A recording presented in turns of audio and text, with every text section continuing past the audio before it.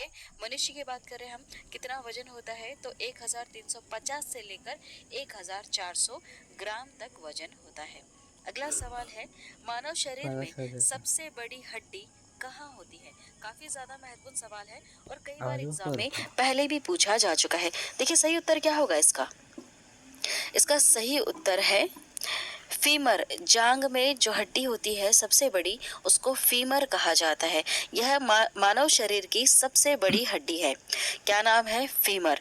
कहाँ पाई जाती है? जांग में। अगला सवाल देखिएगा, मानव शरीर में सबसे छोटी हड्डी कहाँ होती है? सबसे छोटी हड्डी कहाँ पर है? तो सही जवाब होगा इसका मध्य कर्ण में है। ठीक है। क्या नाम है जिसका?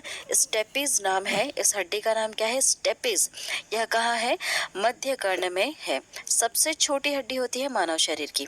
अगला सवाल है, मानव शरीर में सबसे मजबूत हड्डी कहाँ होती है? सबसे मजबूत की बात हो रही है, तो सही उत्तर क्या हो जाएगा? जबड़े की हड्डी। जो हमारा जबड़ा है, इसकी जो हड्डी है, यह सबसे ज्यादा मजबूत हड्डी होती है। अगला सवाल है, शरीर का सबसे कठोर तत्व कौन सा है? सबसे कठोर तत्व की बात हो रही है, तो सही जवाब होगा एनामेल। एनामेल सबसे कठोर तत्व है। अगला सवाल है, मनुष्य के सौंदर्य का अध्ययन क्या कहलाता है? बहुत सारे अध्ययनों का अलग अलग नाम है, तो मनुष्य के सौंदर्य का अध्ययन क्या कहलाता है? सही जवाब क्या होगा इसमें से? सही जवाब है ऑप्शन सी वाला, कैलोलॉजी। नाम है कैलोलॉजी। यह मनुष्य के सौंदर्य का अध्ययन कहलाता है, कैलोलॉजी। अगला सवाल है, सामान्य मनुष्य का रक्तचाप कितना होता है? यह सवाल काफी ज्यादा महत्वपूर्ण है। सही उत्तर क्या होगा इसका? ऑप्शन सी वाला 120 पर 80 मिलीमीटर। सामान्य मनुष्य का रक्तचाप कितना होना चाहिए? 120 पर 80 मिलीमीटर। अगला सवाल है, शरीर में रक्त परिभ्रमण में कितना समय लगता है? कितना समय लगता है? तो सही उत्तर होगा 23 सेकंड्स लगते हैं।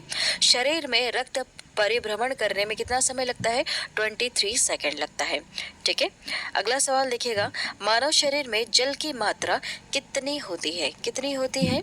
तो सही उत्तर होगा इसका ऑप्शन ए वाला, 65 से लेकर 80% मानव शरीर में जल की मात्रा होती है। याद रखिएगा, यह सवाल भी कई बार एग्जाम में पूछा जा चुका है कि मानव शरीर में जल की मात्रा कितनी होती है? 80% तक होती है। अगला सवाल है, रक्त की मात्रा शरीर के भार का कितना प्रतिशत होता है? कुछ इस तरह से सवाल पूछा है आपसे कि रक्त की जो मात्रा है, यह शरीर के भार का कितना प्रतिशत होता है? सही उत्तर क्या हो जाएगा इसका? इसका सही उत्तर है 7% होता है। कितना होता है? 7% होता है। अगला सवाल है, मनुष्य में रक्त की मात्रा कितनी होती है? उसके शरीर में रक्त की मात्रा कितनी होती है? तो 5 से लेकर 6 लीटर तक होती है। ठीक। अगला सवाल है, मानव रक्त क्षारीय का पीएच 7.4 पीएच मान होता है। मानव रक्त का पीएच मान कितना है? 7.4 है। अगला सवाल देखिएगा, रक्त को शुद्ध करने वाला अंग कौन सा है? रक्त को शुद्ध कौन करता है? तो सही उत्तर होगा इसका किडनी। किडनी शुद्ध करती है रक्त को। ठीक है। अगला सवाल है, लाल रक्त का कण का जीवन काल कितने दिन का होता है? जो रेड ब्लड सेल होते हैं, उसका जीवन काल कितने दिन का होता है?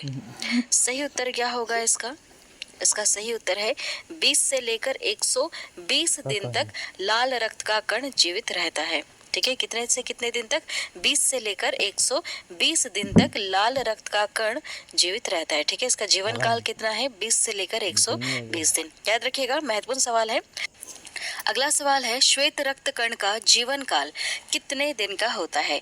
व्हाइट ब्लड सेल जो होते हैं, इसका जीवन काल कितने दिन का होता है? तो 2 से लेकर 4 दिन का होता है। अगला सवाल देखिएगा, सर्वदाता रक्त समूह है, तो ओ वाले व्यक्ति जो है, जिसका जो ब्लड ग्रुप है ओ पॉजिटिव है या फिर ओ है, वह व्यक्ति अपना जो ब्लड है वह किसी को भी दे सकता है, किसी भी जरूरतमंद इंसान को दे सकता है। अगला होता है, कौन सा होता है ऐसा ब्लड ग्रुप जो हर किसी ब्लड को एक्सेप्ट कर ले? ऐसा व्यक्ति जिसका ब्लड ग्रुप अगर ए बी है, तो वह व्यक्ति किसी भी ब्लड को ग्रुप वाले व्यक्ति का ब्लड अपने में एक्सेप्ट कर सकता है। मतलब अगर उसको कोई प्रॉब्लम हो गई, एक्सीडेंट वगैरह हो गया, ए बी वाले ब्लड ग्रुप व्यक्ति को उसको ब्लड की ज़रूरत है, तो ज़रूरी नहीं है सिर्फ उसको ए बी दोगे तभी चलेगा, उसे आप कोई सा भी ब्लड दे सकते हैं जीवित रखने के लिए। ठीक है, समझ में आ रहा है आपको? चलिए अगला सवाल है, भोजन का पाचन क्रिया कहाँ से प्रारंभ होता है? कहाँ से प्रारंभ हो जाता है? तो यह मुंह से ही प्रारंभ हो जाता है। जैसे ही आप खाना खाते हैं, मुंह से ही इसका।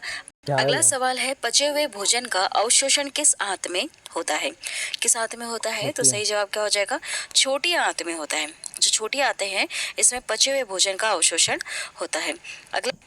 अगला सवाल है, पित्त किस अंग द्वारा स्त्रावित होता है? किस अंग द्वारा स्त्रावित होता है? तो यह यकृत द्वारा स्त्रावित होता है। अगला सवाल देखिएगा, अगला सवाल है, शरीर की सबसे बड़ी ग्रंथि का नाम बताइए। सबसे बड़ी ग्रंथि का नाम क्या है? तो सही जवाब हो जाएगा इसका यकृत। लीवर जो है यह सबसे बड़ी ग्रंथि है हमारे मानव शरीर की। अगला सवाल है, सबसे बड़ा अंग। अगला सवाल, सबसे छोटी ग्रंथि का नाम बताइए। सबसे छोटी ग्रंथि कौन सी है? तो सही उत्तर हो जाएगा इसका पिट्यूटरी ग्रंथि। ठीक है, पिट्यूटरी जो ग्लैंड है यह सबसे छोटी ग्रंथि है।